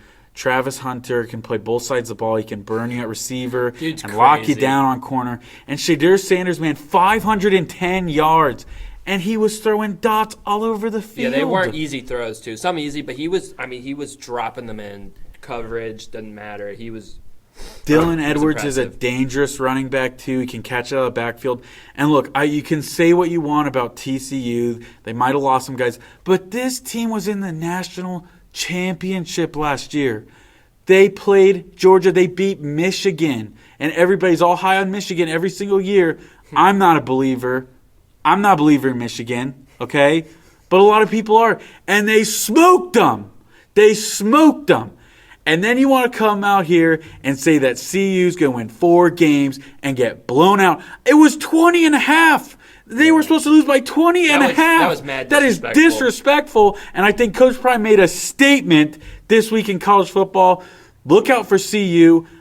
I'm saying they could go 10-2, and they could be a surprise playoff team. Oh, so cool. Some teams might lose. This might be one of the years we don't see any 12-0s or 11-1s. This could be a fight for that 3rd and 4th playoff spot, and I could see CSU wiping the floor with the Pac-12. Well, I think that kind of brings up a second point, a big story about the week 1. It was the fact that the Pac-12 has not lost a game yet. This might be really funny because Pac-12 this is the last year of the Pac-12, but this might be the strongest Pac-12 we've seen in over a decade. And it's kind of awesome to see them go out with a bang. And it makes me sad because this conference is actually good. You have USC, UCLA can battle. Utah is good. If they get Cameron Rising back healthy, the team is dangerous. Washington's a good team. Colorado's coming up and is a good team. Oregon, Bo Nix, Bo Nix is good. Michael Penix Jr. in Washington. Hey, he's a Florida boy. Tampa Bay, born and raised. Don't forget about it, guys. And it's like, why would you split up? It's a good showing for like, get ready for me, guys. I'm coming to your conference next year. Yeah, something like that. No, it is so funny that they're just going out with a bang because they've been abysmal recently, but this really is like a really good Pac-12. And I'm excited. I'm excited to watch some Pac-12 football, man, for the first time in a while. Oh man, one of my favorite things actually Saturday. You're watching football all day, or maybe it's like, oh, you got to go to your cousin's house and you miss some of the games and they're weird and they don't like watching football and you sit there. But then there's always 10 o'clock at night. You got Pac-12. Are you going to talk Coastal Carolina, UCLA after right now? dark. You better game. believe I was watching that game. That was a good and then game. I had Hawaii. I had Hawaii and Stanford on the other screen. Interesting. A ridiculous game. Not even entertaining in the slightest, but, oh, man, I just love Pac-12. And now we're losing it. And I just think maybe you guys will look at the journey you guys had this season and realize you need to stick together for the better of college football. But think about that next year. We'll have 10 o'clock games. It'll be like UCLA versus Ohio State. No, don't say that. No, you know what it's going to be? It'll be funny. It'll be USC losing 10-3 to Iowa. Oh. Okay? It'll be something just boring. I kind of love the that, Big though. Ten is boring, It's true. and they've only been saved by Ohio State, and their lucky Michigan State is anywhere close to being good because if they weren't, the Big Ten would be tanking because it's only been Ohio State for the past decade. Oh, sorry. Live update from the Rays doesn't look good. Well, no, it's we're in the 10th inning, and what I made that noise for is now pitching for your Tampa Bay Rays, Chris Davinsky. Man, we love this guy. Can Kyle Snyder solve what I'd like to call the Davinsky code? Can he figure that out? Is it too late? Comment under I'd give it under 2 the more post. weeks. Give it 2 more weeks. Oh, that could be 2 weeks of like losing any chance at the first Bob first round bye. Stevenson. Why are we pitching? Oh, I'm sick. All right, hopefully it goes 1, 2, 3, and we're all like, this guy rocks. He needs a Hopefully. redemption. Maybe it's just come out. Back to college football. We yeah. got the nightcap We had North Carolina and South Carolina, the Dukes Mayo North Carolina Kickoff Classic in Charlotte. Very disappointed with that game. Yeah. I think North Carolina looked pretty good, though. North Carolina looked good, But South but Drake Carolina May looked looked trash. bad. I was not impressed by Drake May. This is supposed to be your Heisman candidate. He didn't look very good. And then, Spencer Rattler. He played kind of good. I mean, his O-line's terrible. Mm-hmm. So and Shane Beamer, just get your team together, man. Like, there should be He's no kind of reason. corny, too, bro. Yeah. That shtick, coaches who act like that, you only get away with that when you're winning. But when you get popped in the mouth by North Carolina, Yeah, that gets old real quick in that locker room. I can tell you that. Popped by North Carolina. North Carolina's not a popping team. They're a throw finesse quarterback team. They're the choke artists. I mean, goodness sake, they had every opportunity to run the ACC last year and folded just about every chance they got. Yeah, I think their defense looks good, and if North Carolina fans are probably excited because their defense looks good, and if Drake May could put it together, but I think it might have been more of a little bit of a story of South Carolina stinking it up. So I don't know. We'll just have to see when it comes to the big games. I know UNC doesn't get FSU. They're lucky. Yeah, but we're gonna bring it into another big game because the greatest basketball rivalry might be coming to a football stadium near you because the Duke Blue Devils upset the Clemson Tigers in Wallace Wade Stadium, and this game was very interesting. Duke pretty much dominated them. It was sloppy. There was turnovers. Riley Leonard definitely looked like a better quarterback. People are high on him. He didn't look elite, but he showed some guts and he showed some toughness against a good Clemson's defense. And Cade Klubnik did not look good. And Clemson kind of seems like they're at a point of might be the end of the Dabo reign. Might be the end of the era. Their lines did not look good. I feel like they've had some recruiting blunders. Like, I mean, name me a big time receiver they got. You can't have an offense run by Will Shipley, your running back. He's not Christian McCaffrey, and he's not going to be a Christian McCaffrey. No offense to him. And I think Duke, you got to look at that game too. They did not play good either. I mean, they struggled a lot. And they still won by 21 points. But one thing I would say, you know who Duke reminds me of is Florida State. They played a lot like Florida State. They struggled a lot, but they were able to find a way to win in that offense. Very similar to Mike Norvell's offense. I'm not sold on Duke yet. I think Clemson was ranked way too high. We kind of raved about Clemson. Like, I kind of thought this was the Clemson redemption because season. I know everybody was hyping it up, and I kind of believed it, but now it's like, oh, man, I mean, that's just embarrassing to lose like that. And then, dude, Notre Dame travels to Duke this season. That could be a really could be a really good ball game. That's like a classy game, but good. Sam Hartman back to the ACC. Yeah, back in North Carolina, too. Yeah, Duke, you gotta show me something. I think now I was looking because we're planning on going to Florida State and Florida, of course, the TB3 to kind of end the year. I think I'm looking at Florida State and Duke now. That might be a game I want to go to because that could be prime time, college game day shows up type stuff, depending on how the season goes. So, Duke, you had one good game. I mean, I'll give them credit. They went 9-3 last year, or 9-4, sorry, and they won a bowl game against UCF, who they're the former national champs, right? We hate UCF on this podcast, and we can't change our minds. We all can agree on one thing, and it's do not like those frauds. Yeah, and especially where it was like, okay, I was kind of buying the hype. UCF, who's this team? They come out of nowhere, and they pop Auburn, and then they give LSU a run for their money with Joe Burrow the year after. And I was kind of like excited, but then Scott Frost leaves and absolutely puts Nebraska football into the grave.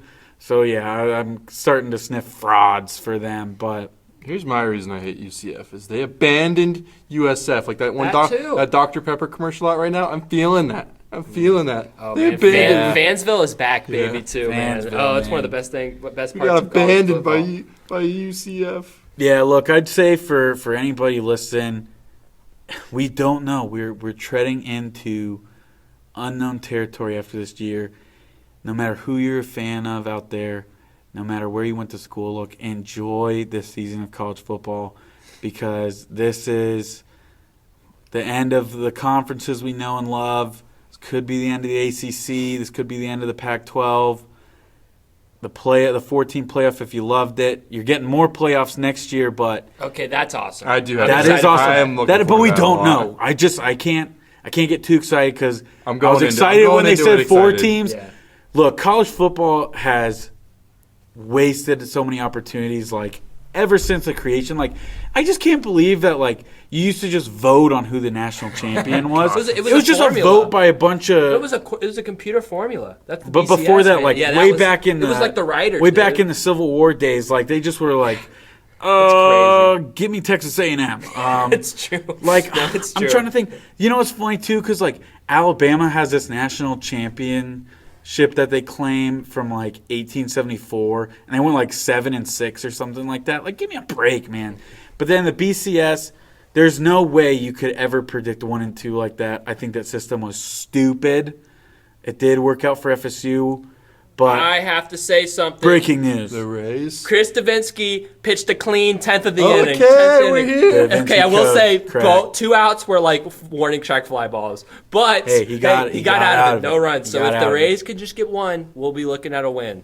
Is that not the Valley Sports app over there? I'm on ESPN. I'm not watching. I think watching would have distracted me too much.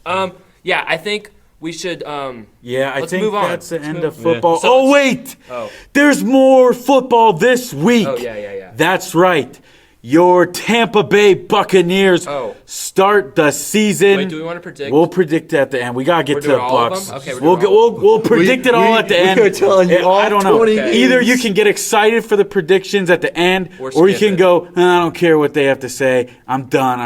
Whatever. don't do that. Anyways, we're don't on, do we're that. on 1.75 I like the predictions. speed anyways. Yeah. All right. We can't do that this time, though, for YouTube. Anyways, your No, I Tampa just mean Bay you're doing it. Buccaneers, The listener's doing it. they will head to Minneapolis, Minnesota, and face the Vikings, Yes. led by Kirk Cousins. You like that? Yeah. You like that? You know what the Bucs like is a win on Sunday, and that's what they're looking to do. Let's get to it. We've talked about it a lot, but we're gonna have to go through it again. Here, I'll give you guys a little scouting report on the Well, let's go through the starters real Starters? quick. Oh, Yeah. depth chart. Depth yes. chart is finally up. Your Tampa Bay Buccaneers, led by quarterback number 6, former Heisman winner, Baker. Time to bake Mayfield.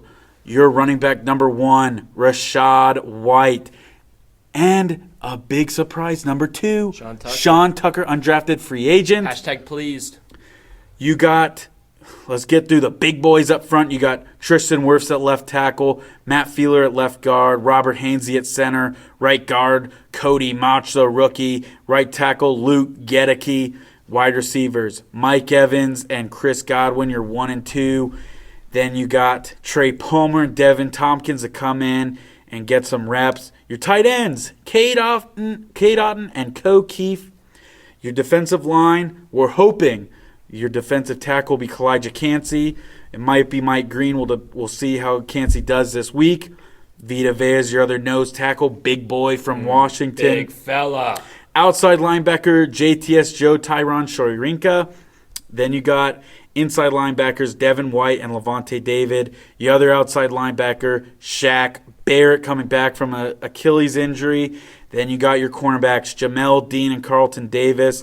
With the backs and safety, Antoine Winfield Jr., Ryan Neal. Jake Camarda's your punter. Look out for him.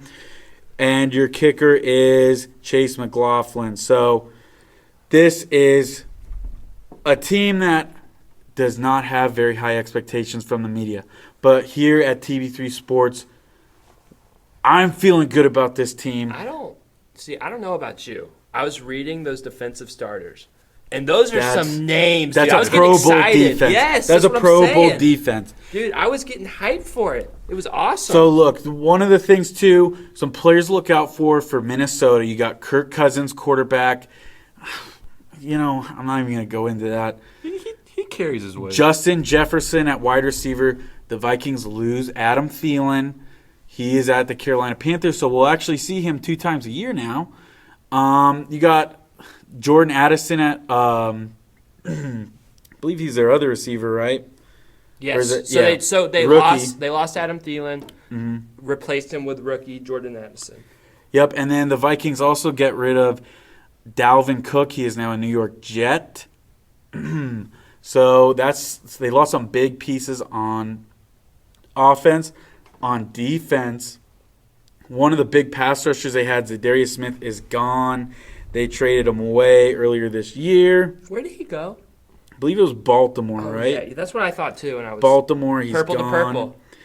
Yeah, so some players to look out for in defense for your Minnesota Vikings. You got Daniil Hunter, outside linebacker. He's pretty good at pass rush.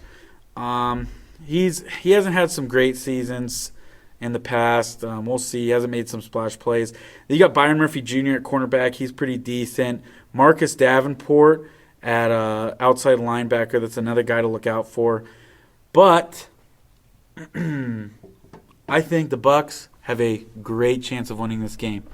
Look, you look back at the 2022 season, the Minnesota Vikings went 13-4, but they had a negative point differential. How in the world does a 13-4 team have a negative point differential? It means that they really weren't that good and they got lucky.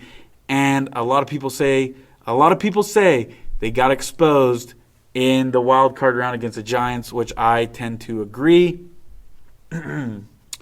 And I just think one of the keys to this game, you have to put pressure on Kirk Cousins. He doesn't have as many weapons as he's had in the past, and I think he's a turnover machine. I'm never been a fan of Kirk Cousins. I think he's overpaid, and if you can get JTS and you can get Shaq Barrett, maybe Yaya Diaby gets some reps, William Golston gets some reps. If you can put pressure on Kirk Cousins, the Bucs will win this game. And and on the offensive side of the ball, we need to see good rushing yards from Rashad White, Sean Tucker, Chase Edmonds coming in. If you look back, 2022, the Bucs were last in the league with 1,300 rushing yards, the last in the league. They need to have a run game. The Vikings were also bottom 5 in rush defense. So something's got to give here. Something's got to give. And yeah, look, some of that, the best part of West Coast defense, if you can lull the West Coast offense, my bad. If you can lull the defense to sleep with some big runs, some big gashes, then you get a little bootleg play action with Baker Mayfield. He loves throwing on the run. That is a recipe for disaster for the Minnesota Vikings. So, Joel, I'm going to go to you. Who is your player that you want people to look out for this week on the Tampa Bay Buccaneers? I mean, I'm going front page. I'm going Baker Mayfield. He didn't play much with the starters. I mean, the starters didn't play much at all. So, I'm not sure how his chemistry with Mike Evans and Chris Godwin and all the other receivers is going to look. So, if that's clean and crisp off the bat, I mean, we're going to Win City. Colby, what about you? Who's somebody the Bucs you need to look out for on the Bucs? I'm looking out for Carlton Davis because he has the biggest matchup of the day, and that is him versus Justin Jefferson. Justin Jefferson, best receiver in football. He had a crazy year. I think he got to 2,000 or he got close to it last year. Just a crazy year. Kirk looks for him. Kirk will give him the ball as much as he can. And all I want to see is Carlton Davis limit the chances. Okay. All right. Ooh, are we going on this? Breaking news with the Rays. Oh, Wow. Okay. he's out. All right. Anyways, yeah. Wow. Defense definitely needs to lock Oh, down. my gosh. You lock down Justin Jefferson. Jordan Addison is a rookie. He's unproven. I assume you'll probably have Jamel Dean on him for most of that game. You might switch it up with him and Carlton Davis. But, yeah, you shut down Justin Jefferson on offense, and you have a real good chance at winning this game. Put pressure on Kirk Cousins. I'd say, like I said, I brought it up again, the Bucs need. The O-line needs to set up the run game. They need to give Rashad White some open space. He is great at causing missed tackles, and they need a good run game. That is their biggest need on offense. So another thing to look out for, we all know about the Baker dilemma. The Vikings, part of the reason that they were winning so many games with the bad point differential is they were really a ball-hawking defense. They had 17 interceptions last year, which was top 5 in football. So I think we have a great chance to sustain drives and move the ball, but Baker has got to be careful and not throw a lot of interceptions. Part of that was Patrick Peterson being that veteran, but he's gone. But still, he's got to be safe with the ball. We can't have drives being ruined because of these interceptions and late and bad mistakes. Yeah, and I'd say Baker impressed us all. We have to agree, impressed us all, not turning the ball over in preseason. I know it's preseason, but to show that he can protect the football, that's big, and he needs to carry that over into the regular season if they want to win this game. So I'd say we'll wait for the game predictions. I think we got enough kind of the game. We got to talk some. We got the game Mikey preview Evans right now. Yeah, before we get to that, Mike Evans, he wants a restructured deal. He looks like he's given them till September 9th. So only a couple days away if you're listening. Might be even the day it comes out. Well, no, that's way too far. Yeah, you'll hear this before whatever that goes down. There were some reports that float around today that they've come to agreement, but Pewter Report said it's false. Yeah. So don't, if you see that, look to Pewter Report. They got the best inside coverage. One day it will be us. Yeah. One day it will be us. So, That's right. But right now, I did a little digging on just this whole situation. So Mike Evans is 30. This is going to be his 10th NFL season. When you look at the peak and the peak of most receivers is around your 28, 29 season, and then you kind of start to decline. So I think that is part of the Bucks their dilemma is the fact that they don't want to give a long-term deal for someone that they think is going to decline. The reported contract that he's looking for is something in the 3-year to $75 to $80 million contract. It's similar to what Cooper Kupp got. And I did a little research on so also next year, the Bucks will be having Devin White as a free agent, Mike Evans as a free agent, Antoine Winfield, Baker Mayfield, Ryan Neal. All of those guys, they are all going to be free agents after this coming year. oh man. So The cap goes up a little bit, but that's not that's that brutal. much. So just to get back, Keenan Allen, DeAndre Hopkins, Devontae Adams, Tyler Lockett. These are all people that last year were going to their age 30 year that are some of the guys are not as good as Mike Evans, but they're at the same level, I'd say. Keenan Allen only made $11 million a year. Devontae Adams made $28. DeAndre Hopkins made $28. Devontae Adams made $26, and Tyler Lockett made $17.25. So all of these guys are making the other two. Hopkins and Adams have a more name recognition, so they're making about the 25 that he's looking for, but the other two are making less than that. But I think you can look. I don't think what Mike Evans is asking for is unfair, in my opinion. No, he's a Hall of Fame wide receiver. He's had 1,000 yards every single season he's been with the Bucks through the highs and lows. It's a tough one, though. It is really a tough one. Yes, he deserves the money. Should the Bucks pay it? I just don't know. I wish he would give at least till like the trade deadline to let them see how they do. Of course, we want them to win, and then I'd say, yeah, let's see how if we're making a run for the playoffs or the division, I'd say give him the money, let him retire a Buccaneer. But if this team's struggling, I think you probably look to trade him and try to see if you can get any value for him because his time is running up. He's had some injuries. I wouldn't say he's slowing down by any means, but you don't have a whole lot of time left with him. So, yeah, this is a tough situation for the Bucks. I really hate that he did this, especially because we all love Mike, man. Can't guard Mike. We all want him to be a Bucks life for a ring of because he really is probably one of the greatest Bucks of all time. I think we can all agree on that. Yeah, I mean, for sure, greatest greatest receiver of all time. Yeah, I think you have to give it to him. I don't think it's a competition. I think he's a top 5 Buck right currently now. 100%. Top 5 Buck He's of all the time. best Bucks receiver of all time. Yeah. It doesn't seem like a move we should make. Like with all those guys that need the cap space that you just brought up, like we shouldn't be paying for past performances on him. There's a chance that we could franchise tag him next year. I know that's kind of an awkward thing, but I mean that gives us 2 years as of right now, and those are probably some of his last good years. Like that's one of those hard things to gamble on, but you can get wide receivers in the draft. They won't be as good, but they'll be serviceable. But man, Mike we got Evans. Trey Palmer. Mike Evans has Yeah, had I think I'm at Trey If Trey Palmer Palmer shows this year, like Mike Evans has had 1,000 yards every year he's been in the NFL. That's the type of consistency that kind of makes it and it makes it interesting and kind of it brings it to a point where it's like I can't blame him for asking for that money.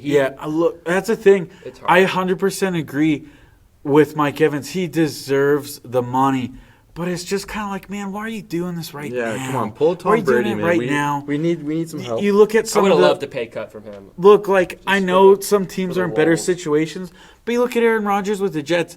That guy took a pay cut right off the rip to go get Dalvin Cook because he wants to win. So it's like, Mike, do you want to win, man? There's still a chance. Like, it just kind of seems like you're giving up. Like, let me get my bag. I don't know. But he deserves it. But it's like, it's a terrible time to do this. It's kind of lame to put a time limit on it right before the season. It's a tough situation. It's one of those things. Tough. It's one of those things where I don't know that the Bucs can do it, and he might go to somebody who's trying to kind of like revamp and like reinvent themselves, and they get the big fish, Mike Evans. So it stinks, but it just kind of seems like the way salary cap sports go is like those last couple of years where that guy wants that big money, but you're paying for it in the past. And the hesitancy of all NFL teams to pay skill position players big money, And especially look, with the running back and receiver. We knew this was coming. This was kind of like what we had to sell our soul to get Brady, and that would mean that we'd be in cap hell for a couple of years. So we expected stuff like this to happen. We just hope they can figure out, and I really hope he doesn't. Oh no. Brandon- Really hope Brandon Brown was- he doesn't he sit should have out and he dropped that plays for the ball. Bucs and they can win. I think we've kind of said our piece on Mike Evans. Yeah. I'd say let's get to our predictions for the season. I'm going to read off the games real quick and we'll go down the line and give our record prediction for the Bucs. So week 1 at Minnesota Vikings, week 2 at home against the Chicago Bears, week 3 at home against the Philadelphia Eagles, week 4 at the New Orleans Saints, week 5 is a bye week, week 6 at home against Detroit Lions, Creamsicle Day, don't forget, Sunday 10:15, week 7 at home against the Atlanta Falcons, week 8 at the Buffalo Bills, week 9 at the Houston Texans, week 10 at home against the Tennessee Titans, week 11 at San Francisco 49ers, week 12 at the Indianapolis Colts, week 13 at home against Carolina, week 14 at Atlanta, week 15 at Green Bay, week 16 at home against Jacksonville, in-state rivals, week 17 at home against the Saints, and to close it out, week 18 at the Carolina Panthers. So, Joel, give it to me. How are the Bucs going to do this season? What's their record? And who's going to be the MVP for the Bucs this season? I gotta stay consistent. We did this the other day, and I think I said 10-7. So I'm sticking with that. I'm going 10-7. MVP. It's not gonna be Vita Vea, but I just love him. Like, give him the MVP. So I'm just gonna profess my opinion on that one. I'm okay if I'm wrong, but Vita Vea. It's probably somebody offensive, but let's go Vita Vea. Yeah, that's my stuff. Colby, what are you thinking? Give me 10-7. I'm feeling it. I'm feeling 10-7. I just went through the schedule. I kind of thought win loss. I think this team is better than we think, and it's a pretty manageable schedule, I have to say. So, that being said, I will say 10-7. MVP. Let me go with. Just like personal or like. Like Yeah, it can be offensive. Who's going to be the who's going to be the standout player if you had to give an award for the best player on the Bucs at All the right, end of the year? I'm going to Who's go it gonna Tristan Wirfs. I think he's maybe pound for pound the best player on the Bucs. Him and Vita Vea are thing, but I think if we have success and our offensive line is successful and it's where we want it to be, it's going to be because of him commanding that unit and holding them accountable and being a great player. So I'm going to say Tristan Wirfs is the Bucs 2023 MVP. I know I was all hype on the Bucs. I'm going to be a little more negative than you guys, but only by one game. I think the Bucs go 9-8, and I think that includes an NFC South division title for the third year in a row. The Bucs will go 9-8, and I'm going to preach this into existence. I think Cade Otton's going to have a breakout year at tight end. I like think that a Baker lot. Mayfield's going to look for him a lot. And, yeah, I think you could see him emerge as one of the better tight ends, better young tight ends in the NFL. So give me Cade Otton. I'm going to go for we'll kind of run through this, and I'll add it up later. We don't have to go through it, but I think for the NFC East, give me the Philadelphia Eagles. They'll be your number 1 seed. I think they're just good. They've loaded up again. Jalen Hurts just continues to impress and get better. Number 2 for the NFC playoffs, man, I think it's going to be NFC West. Give me the 49ers. I think Brock Purdy. It just the West Coast system works really well for any quarterback you put in there. Look, even Sam Darnold was looking pretty good for them in the preseason. 3rd seed overall, that would be the NFC North. I'm going to say Detroit Lions, baby. Detroit Lions are going to go to the playoffs. It's going to be a fun season. Think everybody's going to they're going to be a little too high on them, which we've kind of already seen. But I think they'll still hang on and win it. 4th seed, give me your Tampa Bay Buccaneers. 3 wild card teams.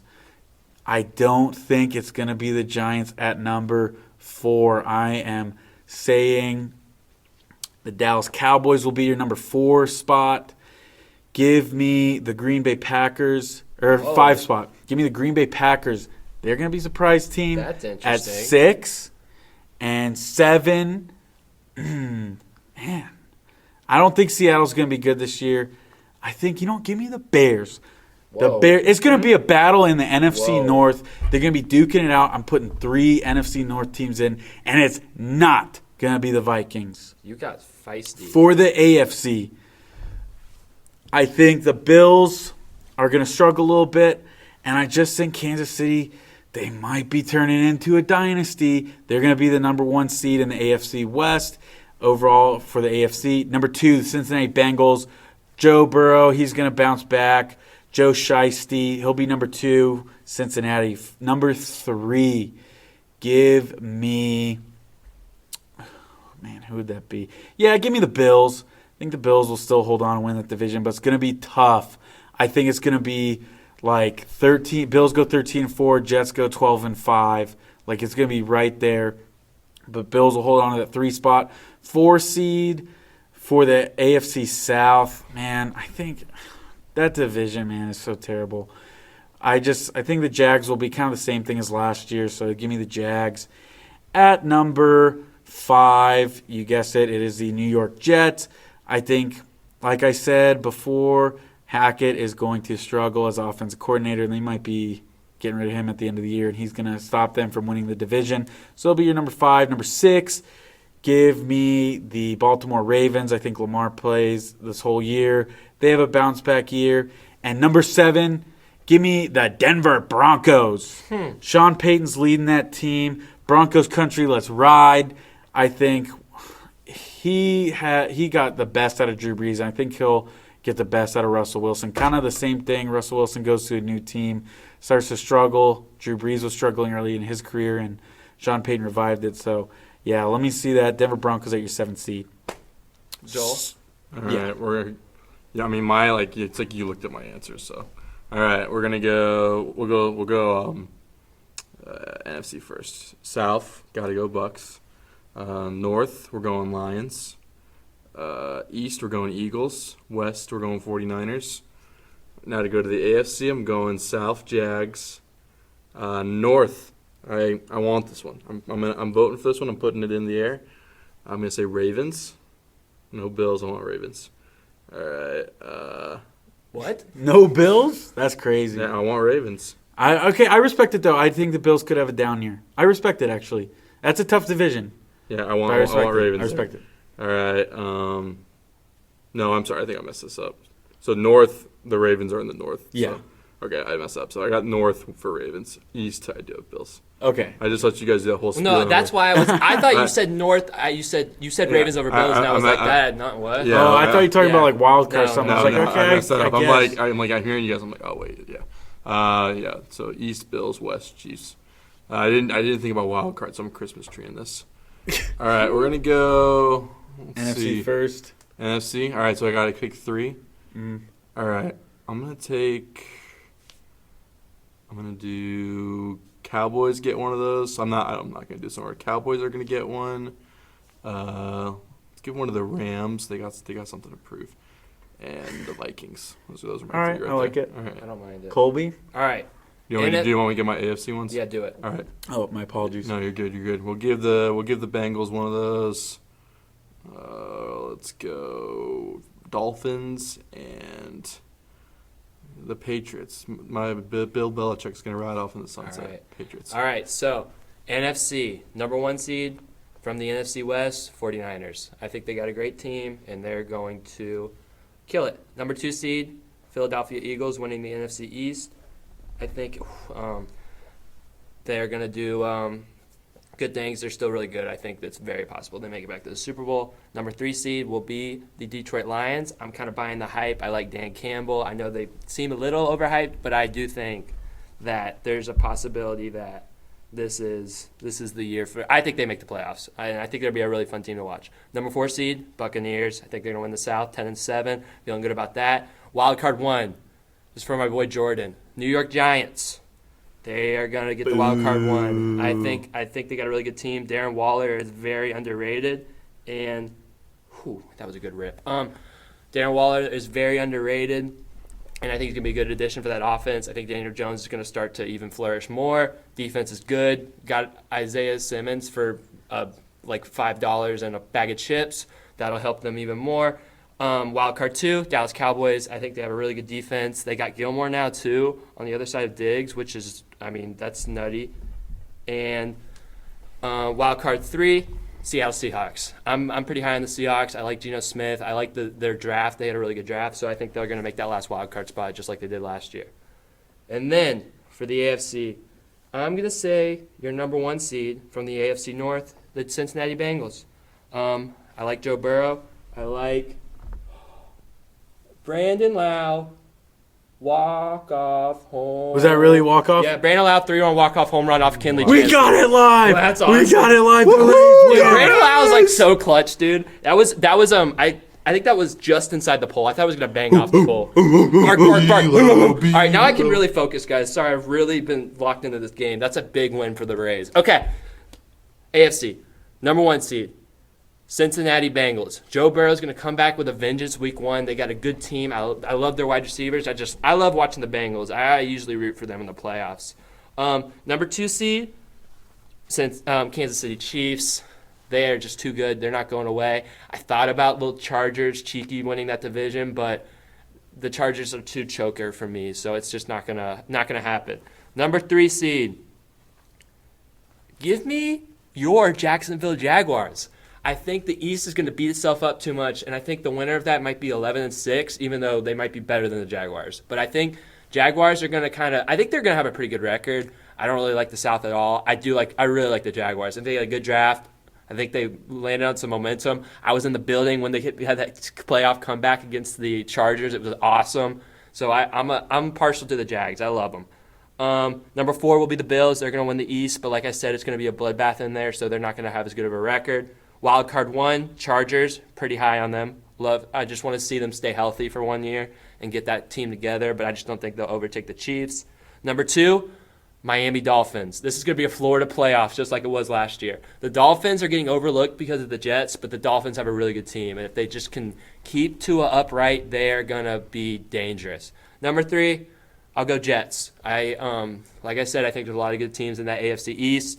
And the Jets, They got a good core. They got a good defense. I think they might come out of the gates with a little struggle, and that might be why they're their last wild card. But I do think Aaron Rodgers will get them right and get them into the playoffs. So that's my playoff NFL. We're doing Super Bowl right now? Yeah, we're going to do a soft Super Bowl.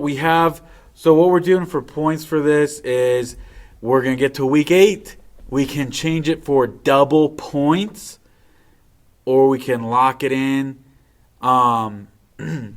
Sorry. We can lock it in from our first pick for double points, or we can change it depending on how the season goes. Hey, Will, you want to know the winning pitcher for today's Rays game? Erasmo Ramirez. Let's go! You know what? Good for them. You know what? Dude, I want you to succeed. I want you to do well, but you let me down every other day. This is the negative energy of TB3. That's why that happens. We won an extra inning game by pitching Chris Davinsky and Erasmo Ramirez. When I'm negative, they start to play well. It works. Yeah, so I'm going to be negative. I'm going to be like a Yankees fan where they can't do anything right. Yeah.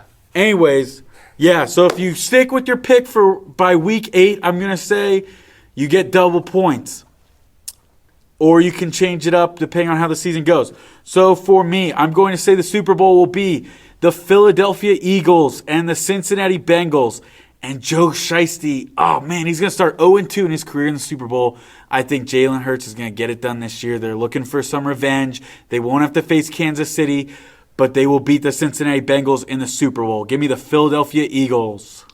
So I've been hearing lately that the Bucs are in the simulated Super Bowl for Madden this year, but I can't find any evidence of that online. So just throwing that out there, probably fake, but I don't know. I have been hearing it.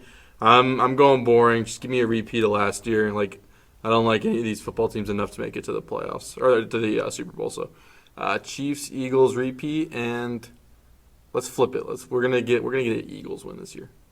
All right, I was thinking about Eagles, but we can't go all three Eagles. So I'm going to take the 49ers.